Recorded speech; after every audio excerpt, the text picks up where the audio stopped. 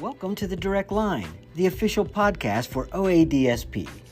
We're excited to have you here with us today, and if you have comments, suggestions, or if you want to join us in studio as a guest, reach out to me at podcast@oadsp.org. My name is David Rustio, and today we're continuing a conversation we had with Michelle Madden.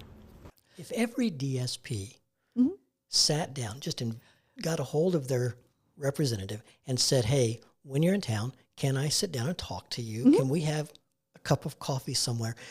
Those representatives will do this. Yeah. And imagine the impact that DSPs could have by going to those who are pulling the strings on the state level. And I encourage any DSP who's like, oh, I can't do that. Oh, I can't do it. Right. So what if you fail? So what if you blunder? So what if you say, something, trust me, I've done it a couple times. It happens to all of us. Yes. But unless you do it, you're never gonna get your story out there on what your needs are, what it is. How an amazing career that you have. Talk about it. Talk about it. Because then, and another part of this is when you think about a person with a disability, I think this has just been something I've been thinking about lately is how many voters does that person touch? A lot. Correct. And so when you look at, I'm not being I'm just saying that person touches a lot of people and impacts a lot of people. Well, it's a small community. It impacts a lot of people. It does. And, at the end of the day, we as a society we made a commitment to that person. And my fear is we're not upholding as a community, we are not upholding that commitment. Not me as a provider in a business, because that's very different, but as a community. And I don't know. I went down a different rabbit hole. No. No, that's great. So let's talk about these heroes, the DSPs, the direct support professionals. Not everybody listening today knows what they do. We've alluded to some of it. But, explain to those that don't know what DSPs do, just a capsule. Oh my God, I don't even know if I could do that. I can. A direct support professional does things that you and I take for granted every day. We got up, I took a shower, maybe took some meds, made a doctor's appointment, had a counseling session with a friend, things that, went to the bathroom. Right. Just things, paid our bills, went to Starbucks, drove my car. Right. Things that you and I take for granted every day, that professional has to be there to assist them. Right. And in many cases, the DSP is doing those things. Correct. Correct. Or helping that person doing that person, Right.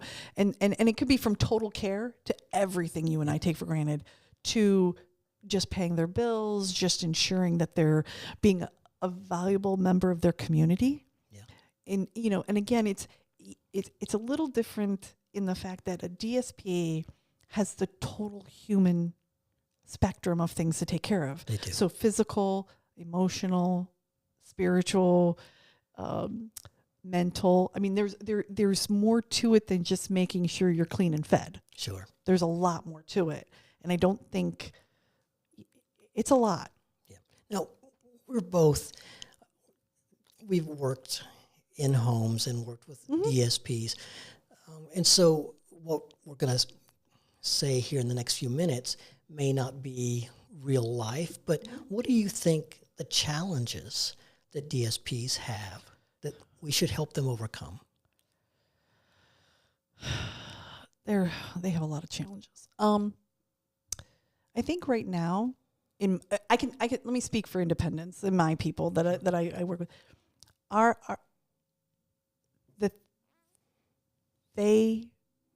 There are not enough DSPs to support the people we have, and so there's this guilt that's associated with it. They're overwhelmed. We have DSPs working 90 hours. We have DSPs who are giving up time with their families, giving up every holiday and weekend. We have management.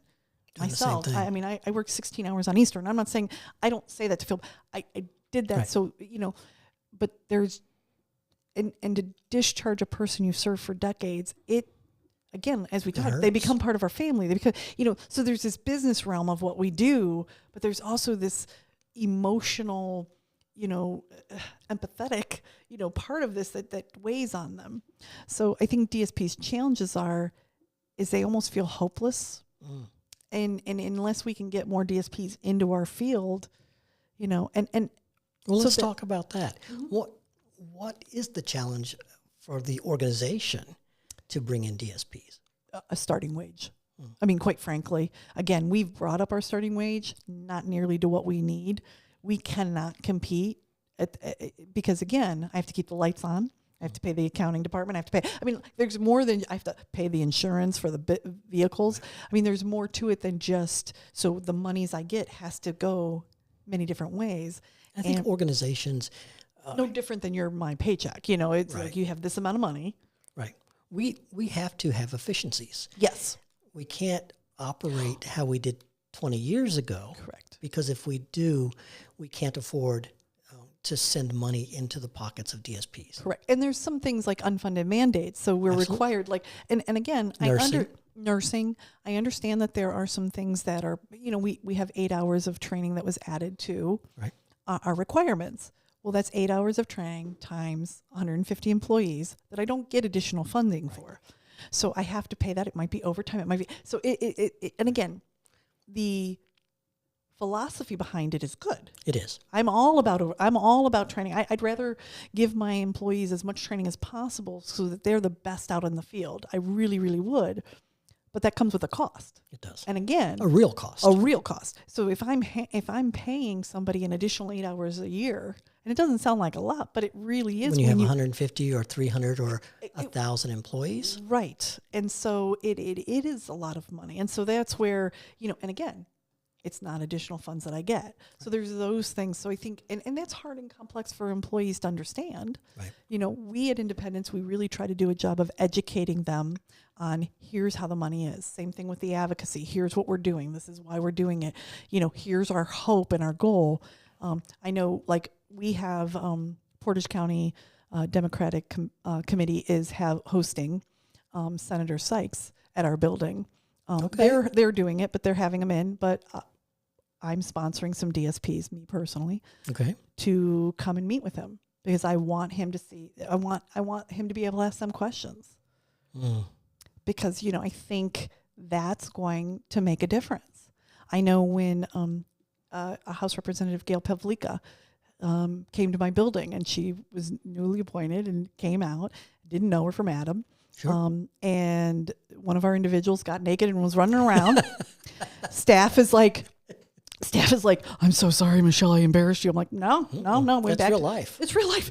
That was mild. It came back to my office, and she's like, oh my God, your staff, they handled it so wonderfully. And I said, yeah. And I looked at her and I said, what do you think they should make? She didn't answer the question. I didn't expect her to.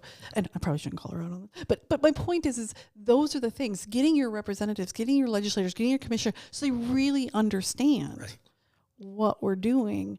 Because the work that our DSPs do is hard. And it's so weird because it's not a traditional, you go in, you pass meds, you do this. Right. You go in, you bathe somebody, you do this. We're dealing with humans on a very broad spectrum. And in an intimate way. And often. in a very intimate way. I mean, and I think about like what I remember when I first started, I'm like, okay, at this one site, we had 5 different staff in 2 months. And they have to do total care on this person whose mind is there. He physically. Right. And so I'm like, could you imagine somebody coming in and just all the intimate parts of you? Right. I mean, like, that's like crazy. It can be overwhelming. It can be. It is overwhelming. It is. And so, and again, so I think the DSPs sometimes, they're not prepared for some of that either. And we can prepare them. So I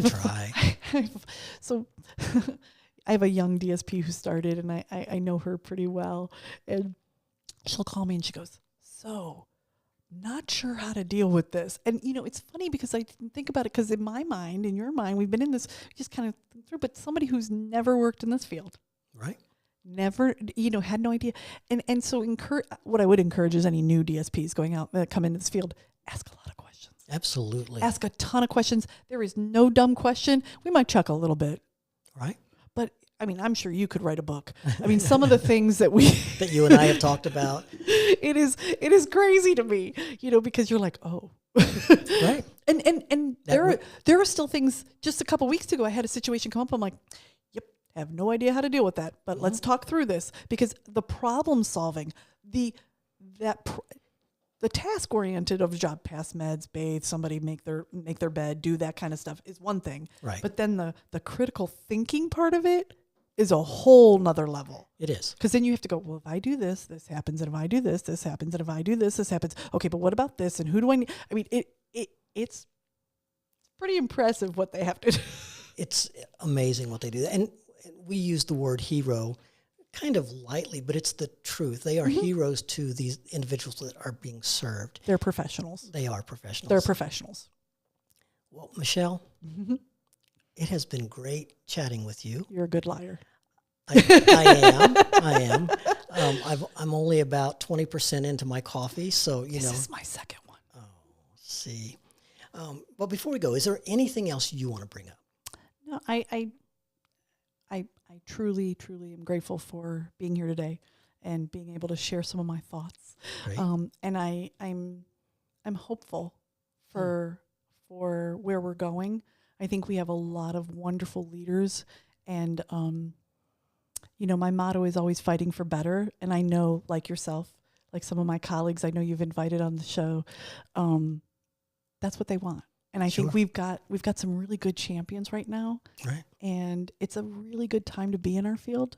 I think we can do some really, again, like I said, out of challenges come opportunities. I think there's some wonderful opportunities on the horizon, and I'm just excited to be a part of it. Good. And so thank you.